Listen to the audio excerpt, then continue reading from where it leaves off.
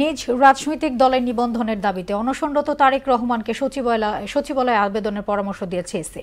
দুপুরে নির্বাচন ভবনে এক ব্রিফিংয়ে এই কথা জানান ইসির সিনিয়র সচিব আক্তার আহমেদ। আইনি পথে কমিশনের কাছে প্রস্তাবনা এলে তা বিবেচনার আশ্বাস দেন তিনি। এদিকে সকালে প্রধান নির্বাচন কমিশনার এএমএম নাসির উদ্দিনের সঙ্গে সাক্ষাৎ করে গণমাধ্যম নীতিমালা সংশোধনের দাবি জানান সাংবাদিক সংগঠনের প্রতিনিধিরা। এমআরসাদের রিপোর্ট। রোববার সকালে প্রধান নির্বাচন কমিশনারের সঙ্গে সাক্ষাৎ করেন বিজেসি এবং আরএফইডি সহ কয়েকটি সাংবাদিক সংগঠনের নেতারা। এ সময় সাংবাদিকদের বিভিন্ন দাবি দাওয়া তুলে ধরেন তারা। আমাদের সুপারিশমালাগুলো তার হাতে আমরা তুলে দিয়েছি। সে বেশ কয়েকটি সংশোধনীর প্রস্তাব করেছি। আমরা বিশেষ করে উল্লেখ করেছি যে নির্বাচন কেন্দ্রে ঢোকার পরে প্রিজাইডিং অফিসারকে অবহিত করার একটা কথা বলা আছে, তারপরে আমরা কাজ শুরু করতে পারবো।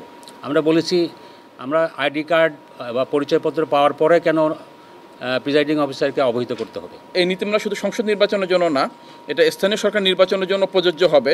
এখনকার সিনারিও তখনকার সিনারিওর মধ্যে পার্থক্য থাকতে পারে, সুতরাং এটা অনতিবিলম্বে যেন সংশোধনী আনা হয় এবং সেটা সাংবাদিকদের জন্য উন্মুক্ত করা হয়। পরে বিকেলে সাংবাদিকদের সঙ্গে কথা বলেন ইসির সিনিয়র সচিব আক্তার আহমেদ। নির্বাচন ভবনের সামনে অনশনরত তারেক রহমানের বিষয়ে কথা বলেন তিনি। অ্যাপিল করতে পারেন এবং ঘাটতি যেগুলো আছেন সেগুলো পূরণ করে দিতে পারেন।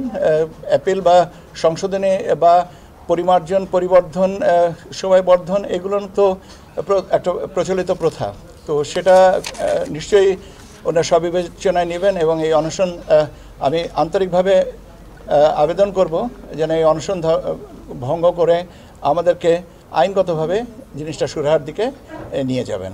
চলতি মাসের 13 তারিখ থেকে রাজনৈতিক দলের সংলাপ শুরু হতে পারে বলেও জানান আক্তার আহমেদ। প্রবাসী ভোটার আমরা অ্যাপটা লঞ্চ করতে চেয়েছিলাম 16ই নভেম্বর, তো 16ই নভেম্বরের পরিবর্তে আমরা এখন এটা করব 18ই নভেম্বর।